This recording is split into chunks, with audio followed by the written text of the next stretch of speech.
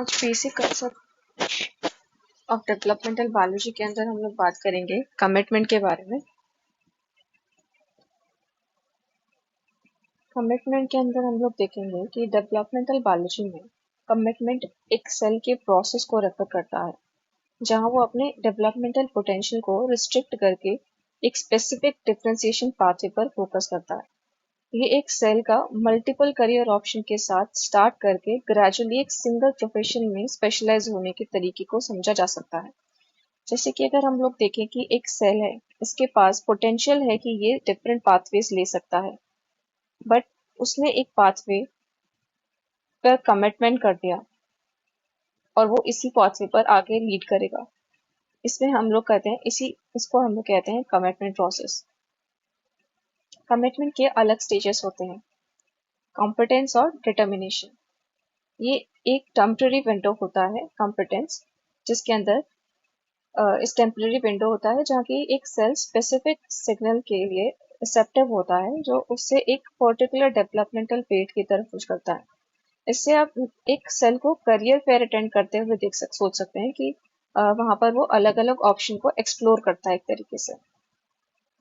तो हम यहाँ पे देख सकते हैं competence. This is a temporary window where a cell is receptive to specific signal that can push it towards a particular developmental field. Think of it as cell attending a career fair open to exploring different options. Determination की अगर हम बात करें तो ये point of no return होता है। Cell ने सिग्नल रिसीव कर लिया और इंटरनल चेंजेस हो चुके हैं जो उसे एक स्पेसिफिक डेवलपमेंटल पाथवे में कमिट करता है। ये एक सेल का एक चोजन करियर पाथ के लिए कॉन्ट्रैक्ट साइन करने जैसा है।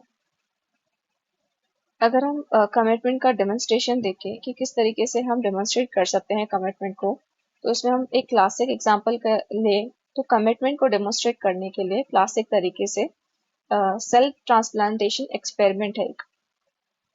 ये कैसे काम करता है कि सेल को आइसोलेट किया जाता है। पहले रिसर्चर सेल को एक एम्ब्रियो से स्पेसिफिक स्टेज पर आइसोलेट करते हैं। हो सकता है वो कमिटमेंट से पहले हो या फिर बाद में हो। तो सेल को ट्रांसप्लांट करना होता है। ये आइसोलेटेड सेल को एक अलग लोकेशन में ट्रांसप्लांट कर दिया जाता है, एम्ब्रियो के अंदर या किसी दूसरे एम्ब्रियो के अंदर।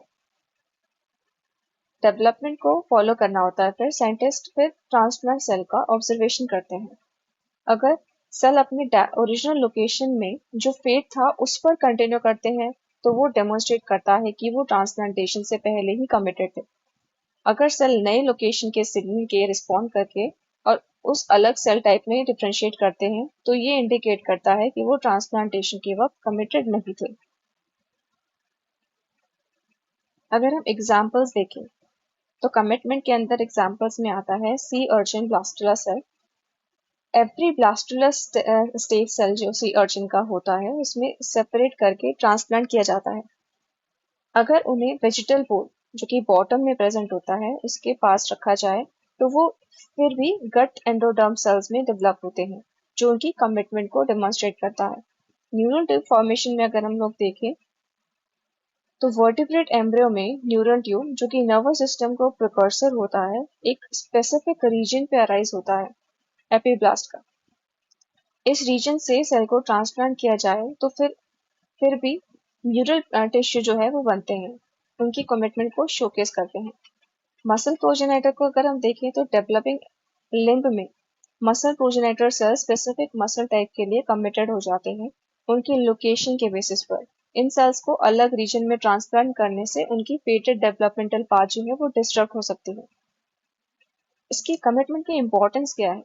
तो कमिटमेंट एक ऑर्गेनिज्म के ऑर्डरली डेवलपमेंट के लिए क्रूशियल है। ये इंश्योर करता है कि सेल सही सेल टाइप में डिफरेंशिएट कर सके, सही लोकेशन में डिफरेंशिएट करें ताकि कॉम्प्लेक्स ऑर्गन्स और टिश्यू फॉर्म हो सके।